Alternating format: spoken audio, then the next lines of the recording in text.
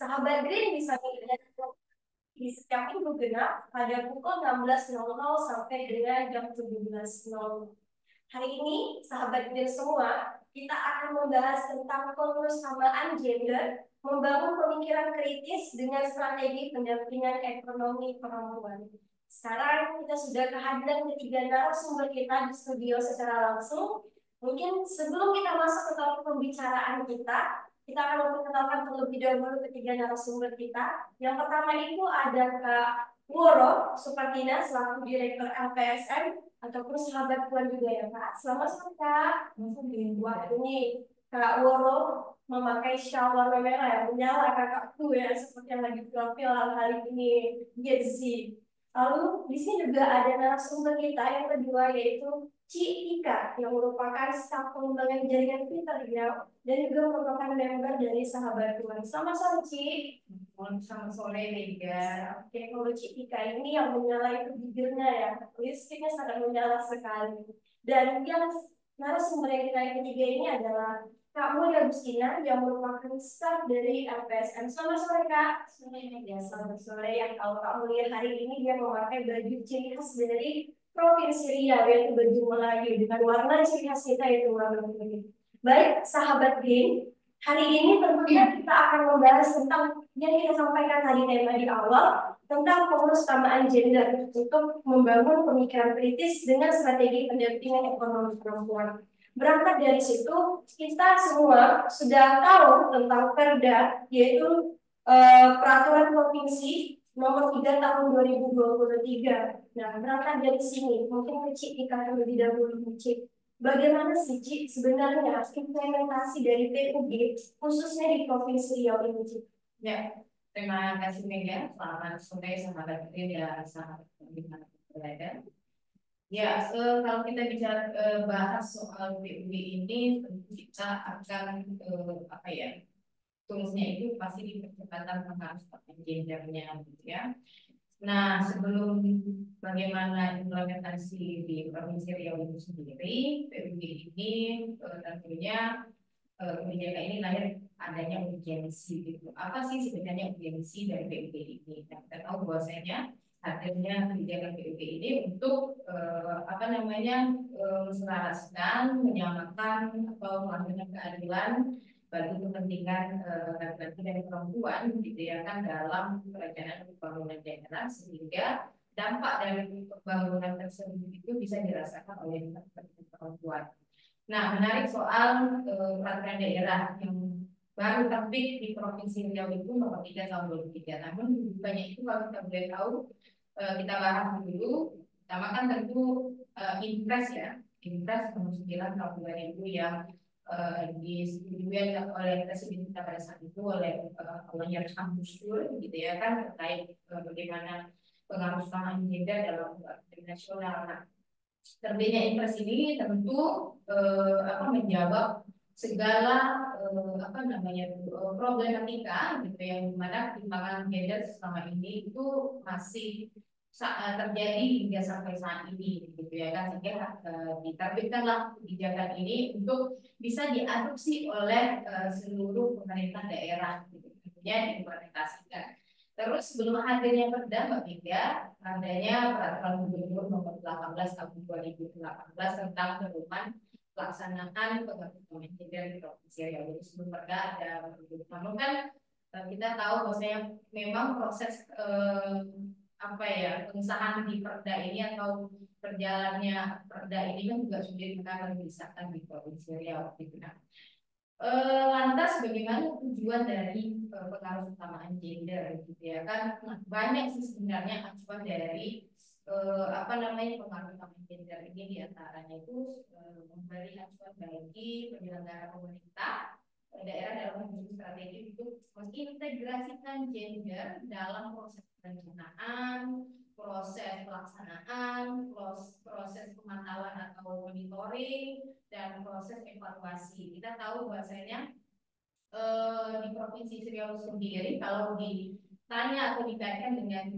sejauh mana implementasinya. Nah, PUD ini kan dia untuk mencapai pengaruh utama gender ini ada 7 prasyaratnya, gitu ya kan. Nah, Kalau kita telisik lagi, gitu ya kan, di perkara itu ada komitmen pertama. Nah, kalau kita lihat komitmen pemerintah kita itu sudah tertuang dalam kebijakan. Makanya ada Pergub 18 Perda nomor 3 tahun 2023 gitu, tentang pedoman pelaksanaan PUB di daerah khususnya Provinsi Riau, gitu ya. Terus adanya kelembagaan. Kita tahu bahwasanya di dalam PUB itu ada Pokja, ada gender focal point, ada tim teknisnya. Terus adanya kelembagaan PUB sendiri, gitu ya kan, dilanjut dengan adanya sistem informasi, gitu bagaimana nantinya Pokja ini bekerja dan mengupdate informasi terkait sejauh mana pelaksanaan PUB ini. Gitu. Terus juga ada data terpilah nih Mbak Mega, gitu ya kan. Nah, data terpilah ini penting. Data terpilah ini sebenarnya tidak hanya sebatas berapa jumlah laki-laki, berapa jumlah perempuan, tapi sebenarnya data terpilah ini kalau dianalisis lebih dalam lebih lebih baik. Gitu. Misalnya berapa sih angka putus sekolah laki-laki dan perempuan, berapa apa namanya angka tidak sekolah laki-laki dan perempuan, terus di antara kita ini ada teman-teman difabel gitu, teman-teman yang kelompok rentan gitu ya kan, yang juga mungkin punya punya inilah punya permasalahan mungkin tidak pendidikan kesehatan dan segala macam. Terus lagi ada apa namanya bahan bahan ini ya bahan bukan ya dalam tidak PowerPoint ini sehingga pelaksanaannya nanti itu menjadi bukan apa namanya mungkin semacam modul yang bisa diterapkan bersama. Gitu. Terus bagaimana juga ini pelibatan pihak ketiga. Misalnya ada CSO masyarakat dari kelompok saya kelompok ulama, gitu, kelompok masyarakat CSO sipil dan lainnya gitu ya. Sehingga ada masukan-masukan dari berbagai sektor ini tadi dapat merumuskan apa namanya itu suatu kebijakan yang bisa diimplementasikan dengan baik. Gitu kira-kira. Nah, kalau ditanya dari kacamata kita sendiri dan lembaga gitu ya kan semua 7 prasyarat ini untuk menuju PUB di Provinsi Riau itu sudah dilaksanakan, tapi belum maksimal. Ya, belum maksimal. Kenapa saya bilang begitu? Misal dari sisi apa namanya tuh ya kita tahu bahwasanya salah satu dibahas atau dituangkan di dalam perda itu adalah bagaimana Pokja ini bisa mengkampanyekan atau mensosialisasikan PUB ini di penyelenggara pemerintah gitu ya kan, sehingga apa? Sehingga tidak berpikir bahwasanya oh kalau urusan gender ini OPD-nya hanya Dinas Pemberdayaan Perempuan nih gitu. Nah sementara semua OPD ini harus menyelenggarakan perencanaan kebijakan program kerjanya itu harus berperspektif gender gitu. Kemudian Dinas Lingkungan Hidup apalagi kita tahu bahwasanya problem di lingkungan juga salah satu yang terdampak adalah kelompok perempuan gitu ya. Terus itu yang bisa saya sampaikan. Nah, selanjutnya adalah Mbak Mega bahwasanya lahirnya PUG ini karena ketimpangan gender dan masalah gender itu sendiri. Gitu. Kita tahu bahwasanya angka kematian ibu hari ini juga masih terjadi, terus juga diskriminasi terhadap perempuan begitu ya kan. Nah, sehingga apa? Sehingga perempuan ini hanya sebagai penerima manfaat, dia tidak dilibatkan dalam proses perencanaan pembangunannya. Itu kira Mbak. Menarik sekali yang disampaikan oleh Sutika tadi, mulai dari kriteria, terus mulai dari tentang komitmen tentunya untuk membentuk suatu PUD itu ada beberapa hal yang perlu diperhatikan, bukan hanya untuk pihak pemerintah saja, namun juga lembaga-lembaga yang memang berjalan ataupun berkegiatan di sana. Mungkin langsung ke Kak Woro ya, Kak Woro ini merupakan direktur dari sebuah lembaga pemberdayaan ekonomi sosial masyarakat yang memang menyentuh langsung kepada masyarakat. Nah, Kak Woro, berangkat dari peratap Perda tadi ataupun PUG tadi, sebenarnya bagaimana sih di APSM sendiri program-programnya itu sudah menyentuh belum untuk PUG-nya itu sendiri? Terima kasih ya. Jadi sebenarnya kalau kita PUG ini kan sebenarnya bagaimana mengekspresikan dalam pembangunan. Tapi kalau kita di level organisasi dia sendiri kita itu prinsipnya itu karena saya perempuan dan saya berpikir bahwa sudah sampai kesempatan yang punya media organisasi sendiri dan walaupun sebenarnya kalau di NGO ya di LSM itu kalau bicara soal asal usul sejarah atau kondisi yang sekarang itu banyak didominasi oleh orang yang berbeda. terutama untuk leadership. Nah, kalau di PSM sebenarnya kita dilihat dari strukturnya, struktur pengelolaan kita itu lebih banyak faktornya dari 7, 5, 6. Dan memang ini memang by design ya, maksudnya memang kita sangat ingin membuat perubahan itu memberikan kesempatan di satu sisi bahwa perempuan itu juga punya peran untuk merespon persoalan publik gitu. Jadi perempuan itu tidak hanya harusnya menjadi istri, tidak menjadi ibu, walaupun itu dari sisi konstruksi sosial dan kita juga berbeda dan sebagainya tidak menjadi, tapi bahwa perempuan sendiri juga menurut saya harus berperan untuk memberikan kontribusi di ruang publik karena ada kebijakan di ruang publik yang kalau tidak disupport perempuan dan tidak dimanfaatkan perempuan, maka kepentingan perempuan nggak akan seperti itu. Itu untuk kita ini kita organisasi yang berbeda. Kalau karena sebenarnya ada sebuah LSM dan kita itu mengimplementasikan program atau proyek di masyarakat kita ya, kan kita pendampingan masyarakat.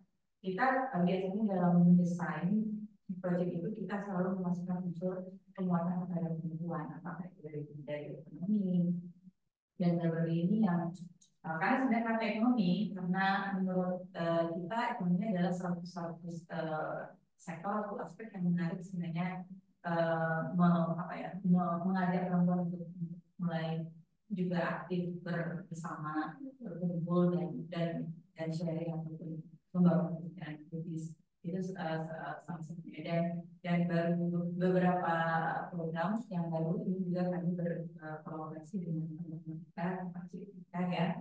Kita itu melakukan pendampingan dan juga penguatan terhadap ekonomi kelompok perempuan, tapi sebenarnya kita juga membangun kapasitas politik perempuan, kepedulian perempuan terhadap pergerakan bangunan, terhadap perencanaan, terhadap pelaksanaan, karena lagi-lagi sebagaimana yang saya sampaikan bahwa pada akhirnya pembangunan itu dampaknya yang paling maksimal adalah perempuan, karena bahkan yang memulai pun perempuan itu bebannya juga tidak hanya ngurusin anak-anak, tapi ngurusin sumber daya, bagaimana air, bagaimana makanan, dan semua itu juga adalah produk dari kebijakan publik yang mestinya perempuan harus suaranya juga harus disampaikan dan juga diformulasikan dalam kebijakan penyelenggaraan pemerintahan. Yang lebih sukanya ini adalah LPSM tadi sebagai wadah untuk perempuan-perempuan, maupun itu di kota atau di desa, yang mana lembaga ini memang sebagai penyokong, apalagi perempuan itu sebetulnya butuh disokong ya kayak untuk bisa memandirikan baik itu secara sosial, ekonomi dan juga politik.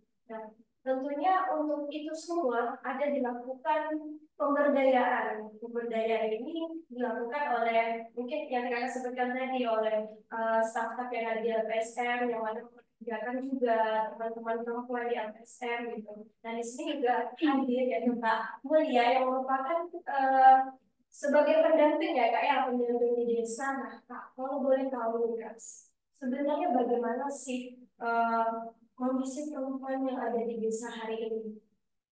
Sebelum kita cerita kondisi perempuan, kita cerita dulu tentang sebelum kita bentuknya kelompok. Jadi kami ada pendampingan sebelum kerjasama dengan kita yang benar ada pendampingan siap. Dan di sana kita membentuk kelompok perempuan dan sekarang kelompok perempuan itu sudah memiliki produk pelatihan. Jadi untuk satu tahun belakang ini kita ada kerjasama dengan mitra Riau dengan 3 kecamatan yang kita dampingi, juga dengan tiga kabupaten di Riau. Yang pertama di Bengkalis, di Pelalawan, dan di sebelum terbentuknya kelompok perempuan ada beberapa kendala yang kita alami dengan yang lain, seperti kultur masyarakat, yang mana masyarakat ini sebagai perempuan mereka berpikir tugas mereka cuma di jadi ada beberapa perempuan mereka yang punya niat untuk berkembang, namun salah satu penghalangnya adalah visi dan misinya. Yang kedua itu tentang pemikiran mereka sendiri. Mereka berpikir bahwa kelompok itu tidak ada manfaatnya yang mereka dapatkan. Karena selama ini sebelum pengalaman mereka alami berkelompok ini mereka berkumpul hanya berkumpul dan berkumpul, tidak ada kegiatan yang mereka lakukan. Terus ada juga beberapa masyarakat ada memiliki terus itu untuk berkelompok yang mana mereka ini cuma dimanfaatkan oleh yang menjanjikan berkelompok, namun mereka tidak akan mendapatkan bantuan atau kegiatan-kegiatan yang dibutuhkan. Nah, jadi sebelum kita melakukan pembentukan kelompok, misalnya kita melakukan meyakinkan dulu masyarakat dengan apa manfaat dari berkelompok dan apa dari dampak yang mereka dapatkan setelah berkelompok. Jadi kita perlu menjelaskan program-program yang kita lakukan, seperti program yang kita dari Trial dan TSN yang bekerjasama, yang mana program ini bisa meningkatkan ekonomi masyarakat dan juga bisa memperbaiki dan juga meningkatkan kapasitas pemerintah yang ada di desa. Setelah kita melakukan pembentukan kelompok, tentunya kita melakukan kegiatan-kegiatan yang sudah kita rencanakan, seperti perekonomian, yang mana masyarakat mulai bisa memilih apa yang harus mereka kembangkan, UMKM atau pertanian. Sebelum kita melakukan pelatihan ataupun pengembangan, kita melakukan dulu seperti pengendalian potensi apa yang harus bisa kita kembangkan di desa.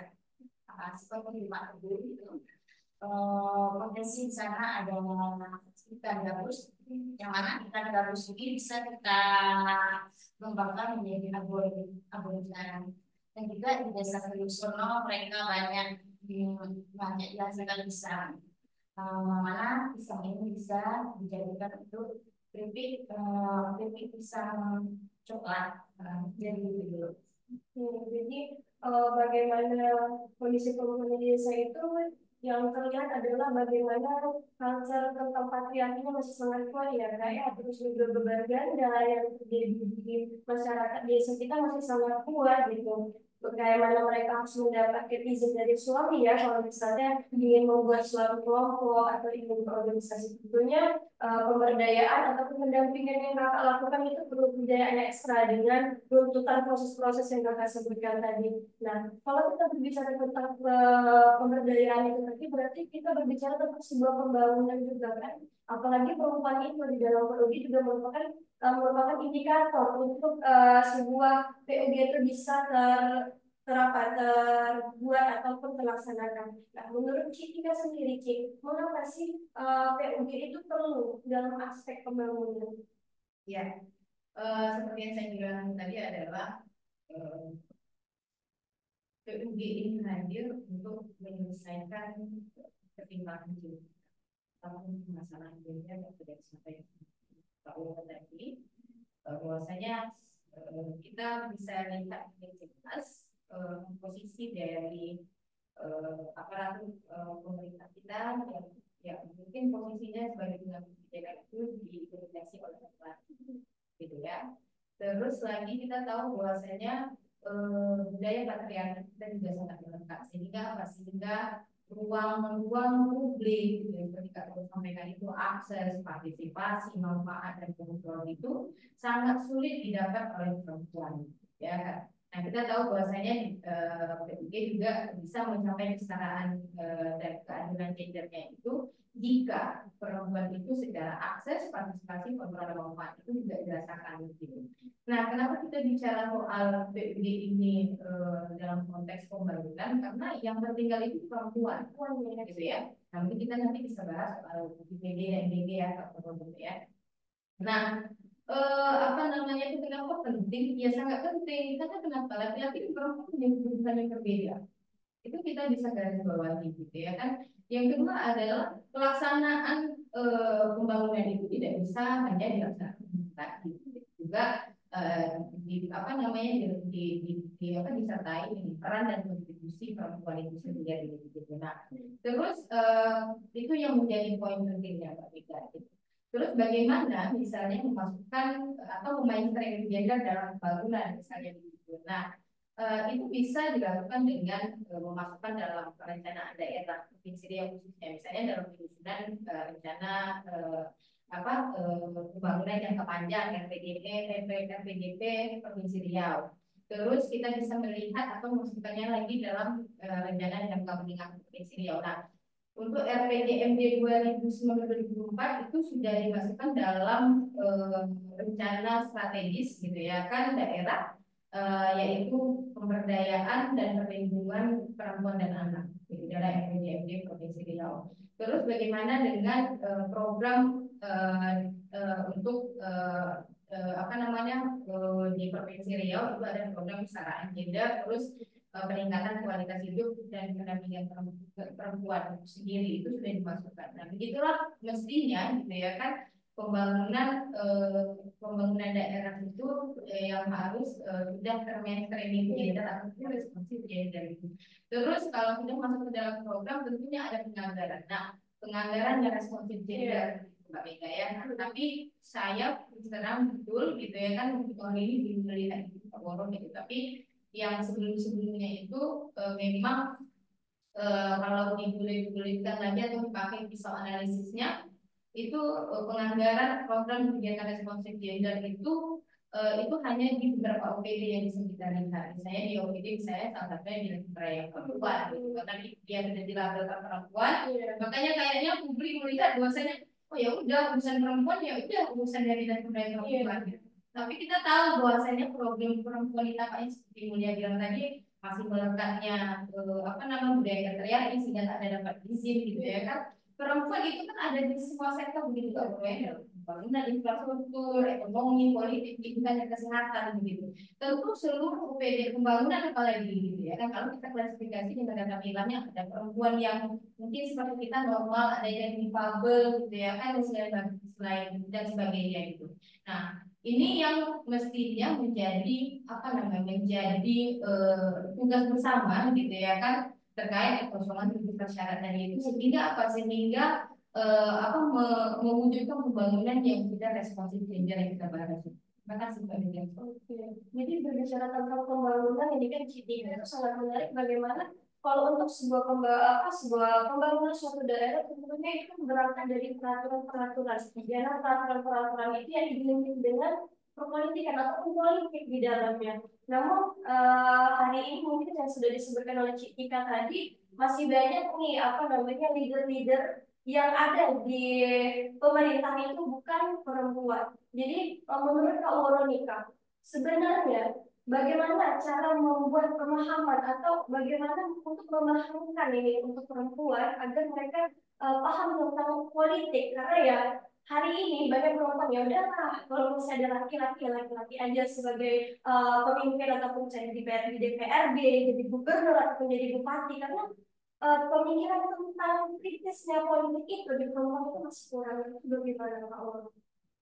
Jadi mungkin hanya itu dari urgensi kenapa perempuan juga harus melek politik gitu. Karena mungkin sebagian orang juga menganggap bahwa politik itu ya bukan mainan perempuan lah, bukan motor lah atau gimana gitu ya.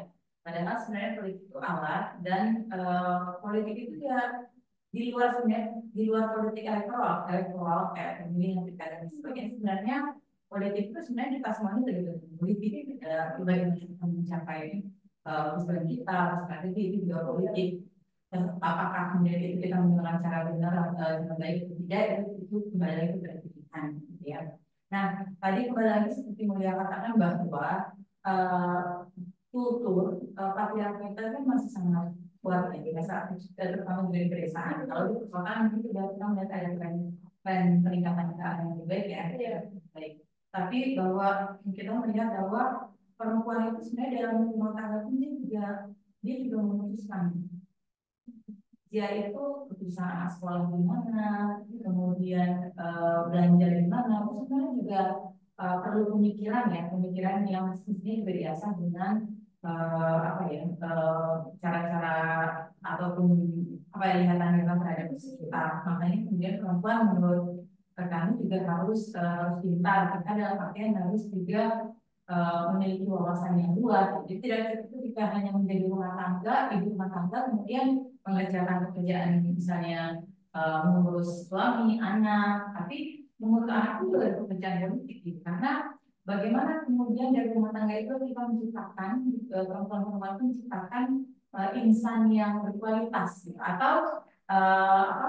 Atau kebanyakan kan misalnya di perempuan-perempuan yang gak banyak pilihan, misalnya di desa kebanyakan itu juga ada beberapa dan yang terbatas sumber daya, bahwa dia menikah karena memang dia kebiasaan masyarakat di sana umur umur 18 menikah gitu loh. Tapi kemudian dia belum punya konsep bagaimana parenting yang baik, kemudian bagaimana membangun hubungan yang baik dengan pasangan dan sebagainya. Itu sebenarnya itu mengalami kualitas generasi yang akan muncul ke depan gitu. Jadi menurut saya politik itu ya sama dengan edukasi.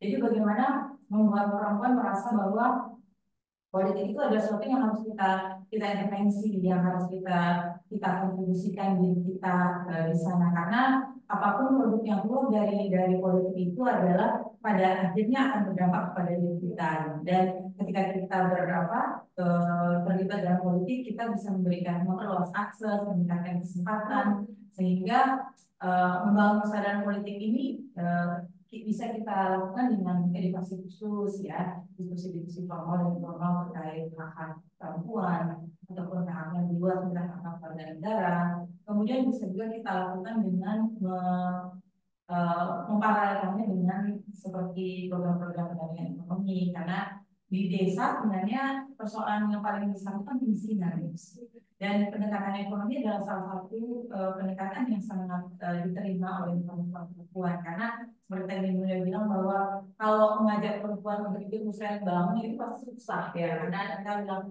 dan kalaupun diundang mereka pasti kurang bersuara karena laki-laki lebih mendominasi. Nah, sebenarnya sebenarnya harus mulai kita geser gitu, karena perempuan sudah saatnya perempuan suaranya harus disampaikan gitu, karena jangan-jangan kita menjadi kelompok yang hanya terdampak. Dan dari sisi pemilih pun ya, gitu, dari dua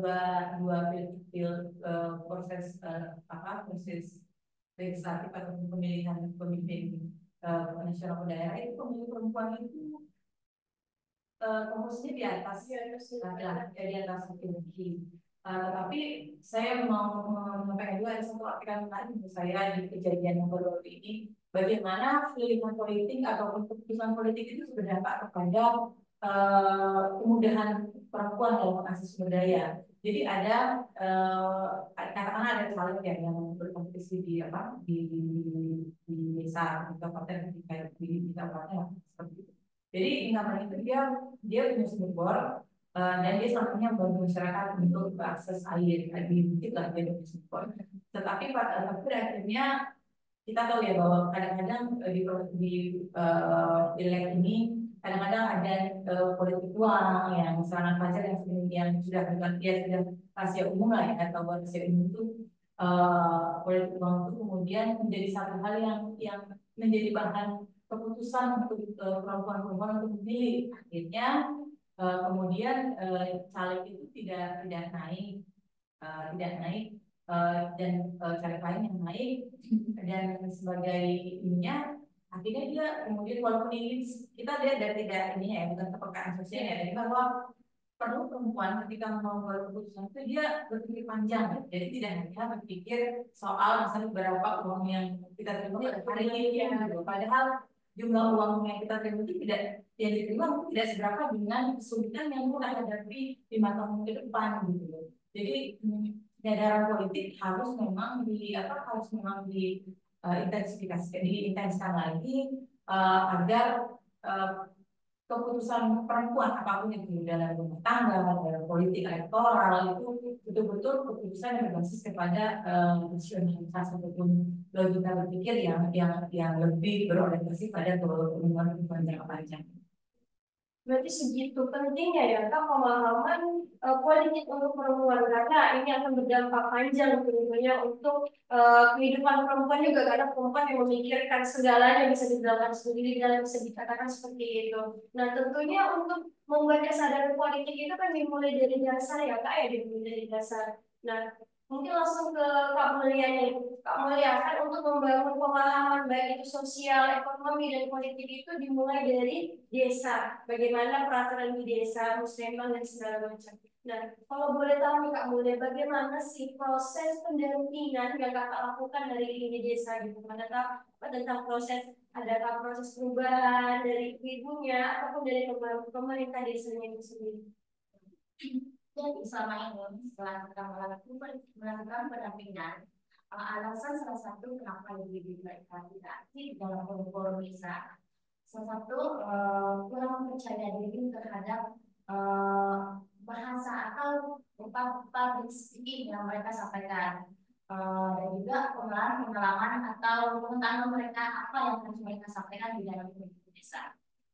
Jadi selama pendampingan kita bukan cuma tentang mengembangkan ekonomi, tapi juga kita mengembangkan bagaimana partisipasi perempuan terhadap pemerintahan desa. Jadi kita di sini dengan LPSM dan Karya melakukan pelatihan terhadap kelompok perempuan terkait isu-isu yang ada di desa. Jadi di sana kita melatih kelompok perempuan atau perempuan yang ada di desa, bagaimana mereka aktif dalam forum-forum desa, bagaimana cara mereka bisa mengeluarkan inspirasi atau ide-ide yang mereka ingin sampaikan ke forum desa. Berarti dengan melakukan banyaknya pelatihan-pelatihan sehingga bisa menimbulkan kepercayaan diri oleh ibu-ibu yang di desa, sehingga ketika membuat peraturan di desa itu tidak hanya peraturan untuk laki-laki saja, namun juga peraturan-peraturan itu juga menyentuh langsung kepada kelompok-kelompok perempuan yang ada di desa. Seperti itu ya kamu ya.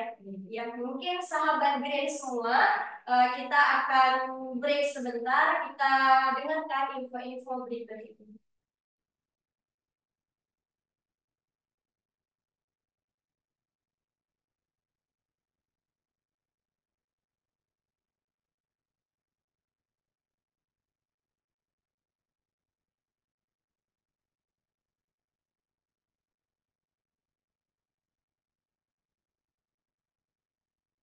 Iya, teman PUG di Provinsi Riau sudah apa ya, kalau trennya sudah terlihat berjalan ya, bisa dilihat dari adanya kebijakan-kebijakan dalam apa melaksanakan pengutamaan gender untuk penyelenggara pemerintah gitu ya. Terus juga sudah adanya kelembagaan PUG, saya bilang tadi adanya gender focal point gitu ya kan. Terus juga ada Pokja PUG, yang mana Pokja ini Mbak Mega itu diketuai oleh perangkat daerah, bisa dari Bapeda begitu. Nah, sehingga Dinas Pemberdayaan Perempuan ini sebagai sekretariatnya begitu. Terus juga sudah punya apa namanya, bukan kelembagaan ya, tapi ruang untuk konsultasi analisisnya. Misalnya kan analisis gender kita itu kan menggunakan gender budget studi, gitu, gender analisis pathway gitu ya. Yang mana ini nanti setiap OPD yang menyusun itu nantinya bisa berkoordinasi dengan sumber daya ataupun orang yang ditunjuk dari Dinas Pemberdayaan Perempuannya untuk sebagai konsultasinya begitu. Nah, tapi ada beberapa hal yang mungkin menjadi kendala dalam pelaksanaan ini, misalnya masih kurangnya data pilah, terus berpengaruh pada IPG dan ITG kita masih jauh di bawah nasional gitu ya kan. Terus juga lagi mungkin apa ya, komitmen kita itu belum kuat, itu bisa kita lihat dari pelaksanaan masing-masing OPD ini tadi. Karena kenapa ya? Maka saya bilang tadi problemnya salah satunya adalah bahwasanya program kerja yang responsif gender ini diperuntukkan atau ditujukan pada OPD Dinas Pemberdayaan Perempuan itu tadi gitu. Sementara ini kan ditujukan pada seluruh penyelenggara pemerintah atau OPD yang ada di Provinsi Riau. Satu. Yang keduanya adalah kalau Pergub kita sudah di 2018, itu kebijakannya kan terbitnya. Tapi kalau untuk Perda baru 2023. Nah, saya khawatirnya bahwasanya di kabupaten kota ini itu belum belum semuanya memiliki peraturan dalam pelaksanaan pengaduan gender di setiap daerah kabupaten kotanya gitu.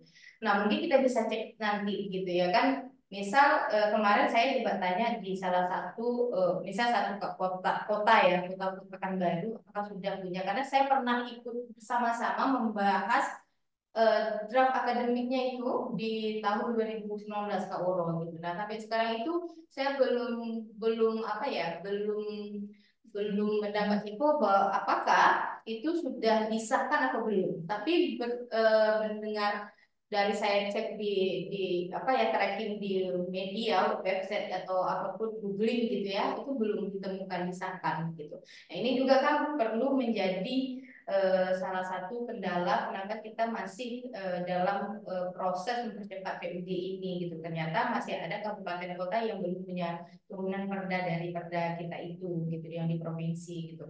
Itu satu. Yang keduanya adalah tadi menarik Mbak Mega menyampaikan bahwa kenapa perempuan harus melek politik gitu ya kan. Kita tahu bahwasanya legislatif kita periode 2014 lalu dibanding sekarang itu apa namanya tuh jumlah legislatif yang notabene itu perempuan itu menurun gitu ya kan. Nah, artinya apa? Dari segi yang bisa nantinya kita bisa menyampaikan aspirasi, kita tahu di legislatif kita bisa menyampaikan aspirasi, terus di sanalah anggaran juga akan diketok gitu, diketok palu gitu ya, akan disahkan gitu ya kan. Nah, kalau perempuannya sendiri misal dalam pembangunan daerah itu tidak paham, tidak mau sadar, tidak punya keresahan terhadap dirinya, bagaimana nasib kebutuhannya itu akan diakomodir oleh pemerintahnya sendiri, begitu. Kita tahu Provinsi Riau itu rawan dengan kebakaran hutan dan lahan. Dan dampak dari itu semua adalah asap kan, timbulnya asap. Asap itu kalau kita hirup setiap hari akan menimbulkan penyakitnya namanya asma atau ISPA gitu ya. Kita tahu kebakaran hebat 2015 2016 itu banyak sekali masyarakat Riau itu mungkin mengidap penyakit asma atau ISPA begitu ya kan. Nah, yang terkena dampak yang negatif ini kan tidak hanya laki-laki nih Mbak Mega.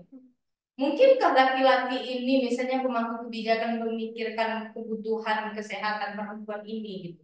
Itu satu ya. Nah, terus lagi kalau bisa terjadi bencana banjir gitu, kita tahu bahwasanya kebudayaan patriarki kita melekat yang mengharuskan perempuan di rumah yang berinteraksi dengan air, kebutuhan air setiap harinya. Kalau terjadi bencana, kekeringan, terus banjir gitu, perempuan yang akan jadi korban kan begitu gitu. Nah, artinya apa? Kalau dari sisi lingkungan hidup kita seperti itu, tentu kita butuh yang namanya kontribusi peran perempuan dalam yang bisa dimasukkan dalam proses bencana itu. Sehingga apa? Ada pendapat-pendapat aspirasi-aspirasi mereka yang bisa dituangkan dan bisa dipertimbangkan begitu. Dimulai dari dengan mungkin musrenbang desa, musrenbang kecamatan, kabupaten sampai pada tingkat provinsi. Begitu sih Mbak Mega gitu. Nah, dengan 7 prasyarat itu tadi dipenuhi gitu, tapi jangan stagnan di situ-situ aja. Misalnya kayak data terpilah hanya berapa laki-laki perempuannya gitu. Sementara begini Kak Woro, kalau kita lihat jumlah penduduk Riau itu persentasenya lebih besar perempuan. Kalau satu saja mengusung calon nantinya, nah kita nanti ini di November atau Oktober ini akan melakukan pilkada ini. Oktober ini. Nah, kalau kita mengusung satu calon perempuan saja dan didukung seluruh perempuan Indonesia, Riau gitu ya, saya yakin jadi itu gubernur. Jadi gubernur ya. Iya, tapi goalsnya boleh goalsnya itu, tapi kalau saya berharap adalah bagaimana seluruh kebutuhan perempuan, permasalahan perempuan itu bisa diakomodir.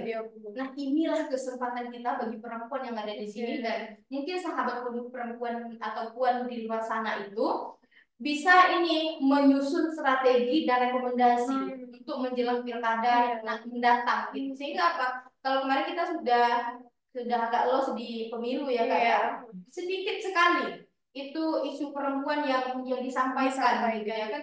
Nah, kita bisa berharap atau bisa bersama-sama menggodokkan rekomendasi atau usulan bisa di pilkada ini, begitu Pak Mega. Tentunya hal tersebut bisa terwujud jika perempuan-perempuan itu melek dengan politik ya, paham tentang politik itu sendiri. Nah, baik Kak Safika, kalau untuk di Fitra Riau sendiri nih Kak, program-program kerja apa sih sebetulnya yang sudah ini ya, yang sudah sensitif gender ataupun sudah memakai tentang Perda nomor 3 tahun 2023 ini tentang PUG? Ya. Selain problem masalah apa ya, ketimpangan gender gitu, permasalahan gender dan lain sebagainya, saya begini Mbak Mega, ada satu orang yang menjadi pedoman saya secara pribadi, perempuan gitu ya. Mungkin sekarang lekang oleh zaman gitu, adalah Ibu Syarifah Latifah, istrinya Sultan Syarifah II gitu. Kalau kita lihat sebelum Impres ini muncul, beliau ini sudah dahulu memperjuangkan atau mendirikan sekolah khusus perempuan di Kabupaten Siak, namanya Sultanah Latifah 10 gitu ya kan. Nah, saya mengambil pelajaran banyak bahwasanya ternyata di Riau punya pahlawan perempuan nih gitu ya kan, meskipun beliau belum dinobatkan sebagai pahlawan nasional gitu. Nah, sekolah ini didirikan adalah sekolah keterampilan Mbak Mega, yaitu menenun. Makanya kita tahu Siak punya tenun Siak sendiri gitu ya kan, terus memasak dan mengaji begitu. Nah, artinya apa? Perjuangan dalam untuk mempercepat PUG ini sudah dilakukan oleh apa namanya tuh, oleh kerajaan kita pada zaman itu, diambil alih langsung oleh istrinya begitu. Nah, bicara Fitra bagaimana melaksanakan atau mengimplementasikan PUG ini? Pertama, Fitra sudah balance gender secara jumlah ya. Sekarang itu ada berapa laki-laki? 4 laki-laki, 5 perempuan. Lebih kurang representasi lah. Iya. Nah, terus yang kedua adalah dalam pengambilan keputusan itu sudah apa ya, sudah dilibatkan perempuannya. Misalnya memutuskan untuk, misal salah satunya ada program ini nantinya siapa yang akan melaksanakan begitu. Nah, dan sudah dilibatkan untuk PO-PO-nya atau pelaksana program ini juga perempuan gitu. Karena memang di era 2023-2024 ini perempuan memang semakin digalakkan untuk apa ya, untuk memerankan perannya lah gitu ya, dan mengambil kesempatan gitu. Terus dalam pelaksanaan mungkin program kita itu salah satunya adalah misal kalau dia itu indikatornya itu adalah perempuan. Fitra yang dibahas Mbak Melia sama Kak Ura tadi adalah dengan mendorong program optimalisasi DBH migas gitu ya, untuk apa sebagai upaya pengentasan kemiskinan ya, kita kemiskinan pada perempuan gitu ya di sananya gitu. Nah, salah satunya adalah pendekatan ekonomi atau seks yang dilakukan teman LPSM gitu ya, mitra dengan mitra kerja sama gitu.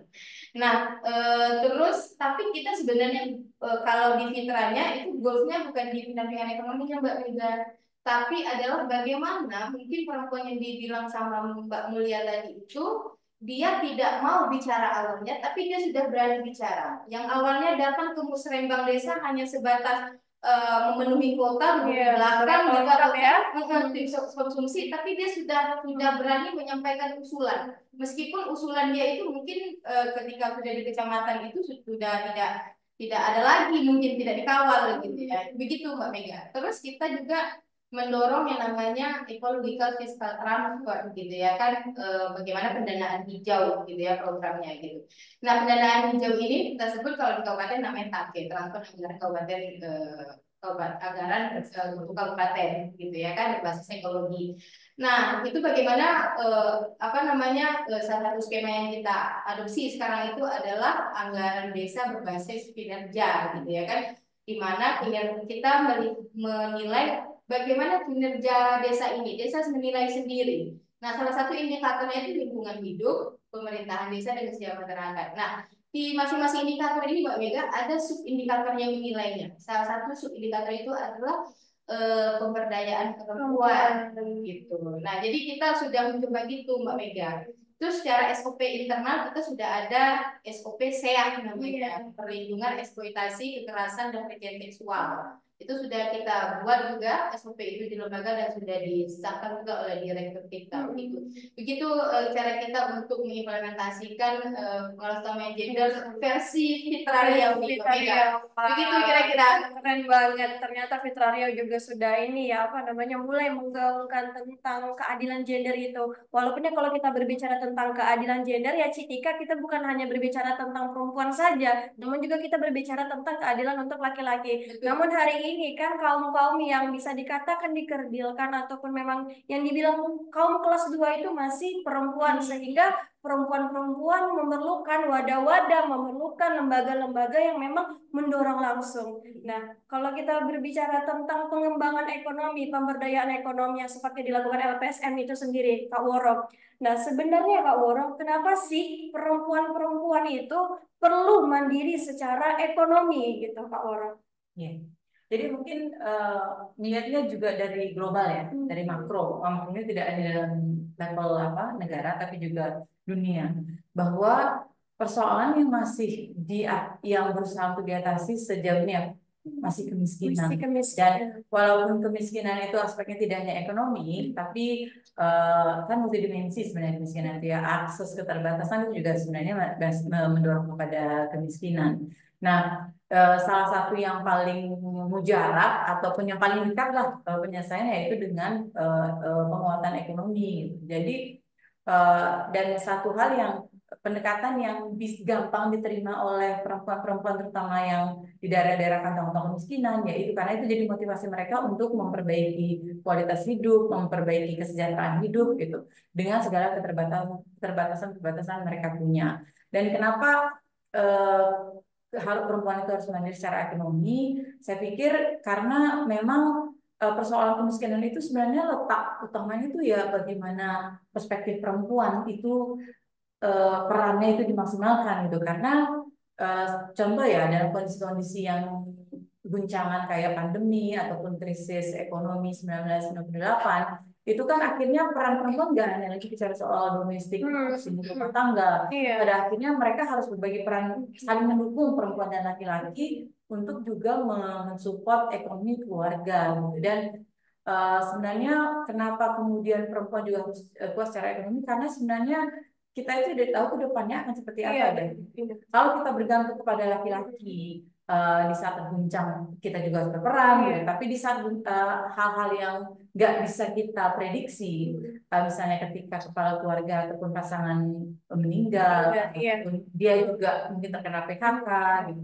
Jadi kemudian ekonomi keluarga itu tidak kolaps langsung gitu. Jadi bahwa terlepas bahwa kemudian eksisnya adalah yang bisa dikatakan apa ya negatif atau apa, bahwa kemudian jadi perempuan itu juga jadi punya beban berlebih sebenarnya dari kondisi seperti itu. Tapi beban berlebih kalau kemudian direspon dengan dengan aktualisasi kemudian pemanfaatan potensi yang maksimal, sebenarnya itu akan membuatnya jadi lebih ringan gitu. Jadi ekonomi perempuan tuh secara mikro, secara rumah tangga dari yang paling rendah, paling kecil, sebenarnya itulah yang kemudian mendukung ekonomi secara makro, terlepas dari industri besar dan sebagainya. Karena kalau kita menyadari juga UMKM yang selama ini pelakunya notabene adalah didominasi oleh perempuan, gitu. Dan UMKM sendiri menjadi satu fondasi ekonomi yang ketika COVID itu tidak terguncang besar gitu. Jadi di situ kita melihat bahwa justru usaha-usaha skala kecil yang dilakukan oleh perempuan itu sebenarnya bisa bermakna lebih besar dan menjadi fondasi ekonomi yang lebih baik. Jadi perempuan memang harus secara ekonomi mandiri karena kita tidak tahu masa depan akan seperti apa gitu. Jadi harus siap baik itu dalam level keluarga maupun dalam kebijakan perencanaan pembangunan. Jadi bicara ekonomi perempuan tidak hanya milik misalnya dinas perempuan atau tidak hanya milik PMD, kan gender itu isu lintas ya, sama seperti lingkungan. Jadi nggak bisa dipisah gitu bahwa kita bicara pertambangan juga harus punya perspektif perempuan ataupun di sektor-sektor lainnya pertanian, dan lain sebagainya, itu kita harus sudah bicara memasukkan perempuan di dalam perencanaan dan implementasinya. Oke. Saya kira begitu ya. Berarti memang sebegitu pentingnya kemandirian ekonomi itu harus ada di dalam diri perempuan, seperti yang disampaikan Kak Woro tadi, bahwa untuk kedepannya kita tidak tahu seperti apa, baik itu dalam situasi keluarga ataupun situasi global ataupun publik kan begitu.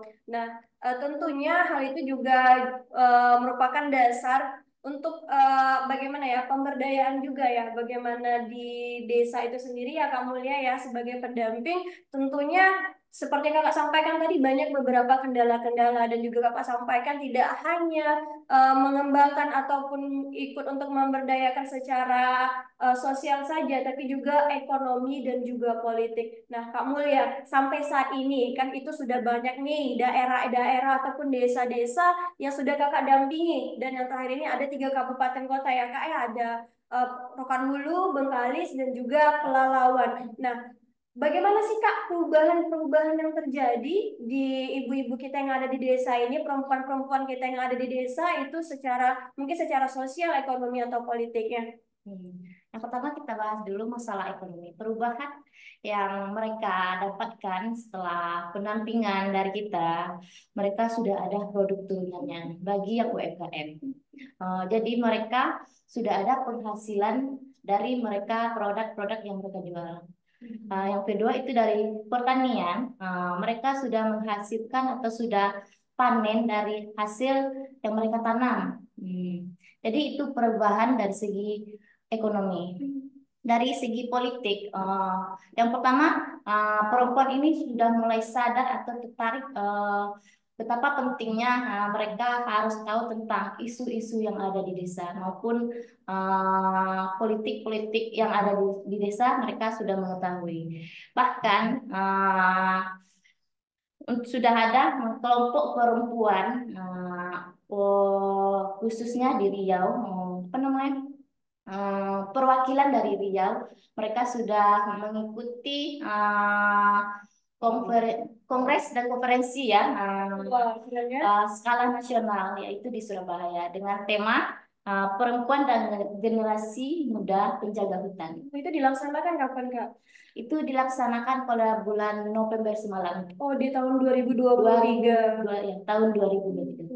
Berarti sudah banyak sekali perubahan-perubahan yang terjadi untuk ibu-ibu kita ataupun perempuan-perempuan di desa dengan melakukan tadi ya Kak ya beberapa proses, beberapa konsep-konsep mungkin dengan teori-teori perubahan yang dilakukan oleh para pendamping yang ada di desa. Sahabat Green, kita sudah ada di statement terakhir ya. Mungkin sebelum kita tutup program kita pada sore hari ini, ada closing statement dari ketiga narasumber kita, mungkin didahului oleh Kak Woro terlebih dahulu. Silakan Kak Woro untuk Tika duluan.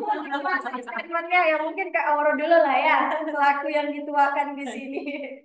Ya, baik. Saya pikir ini ya bahwa gender itu bukan bicara soal perempuan saja ya, bahwa gender itu bicara soal perspektif gitu. Jadi kalau kita mungkin sekarang karena kondisinya perempuan yang harus ditingkatkan kesadaran dan segala macam, tapi bahwa akan pekerjaan merubah ataupun pekerjaan istirahat itu adalah pekerjaan bersama. Jadi pekerjaan perempuan dan laki-laki. Jadi saya sangat mendambakan bahwa bicara perempuan itu yang ngomongnya adalah laki-laki. Dan satu lagi bahwa perempuan harus menemukan jalannya untuk mengoptimalkan potensi dirinya supaya dia bisa berperan untuk juga membawa perubahan lebih baik di masyarakat. Oke, baik, terima kasih Kak. Jadi untuk laki-laki di luar sana ditunggu di studio untuk program Puan di Bumi. Bagaimana perspektif tentang perempuan ataupun gender untuk laki-lakinya ya Kak ya? Iya. Mungkin untuk closing statement dari Kak Sartika, Cik Tika. Silakan Cik Tika. Ya, terima kasih. Ya, kalau saya sih sepakat bahwasanya bicara gender bukan bicara saja, tapi bicara laki-laki, karena kemiskinan pasti ada laki-laki dan perempuan. Setiap permasalahan pasti ada laki-laki dan perempuan gitu.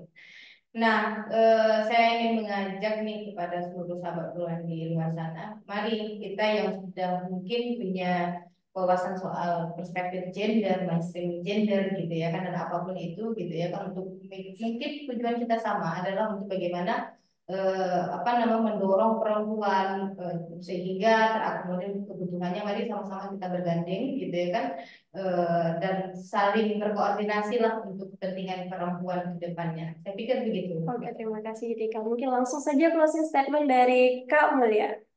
Perempuan itu harus cerdas ya.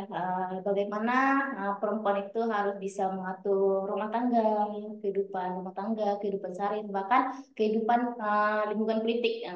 Jadi mari kita sesama perempuan harus cerdas untuk memajukan negara kita sendiri.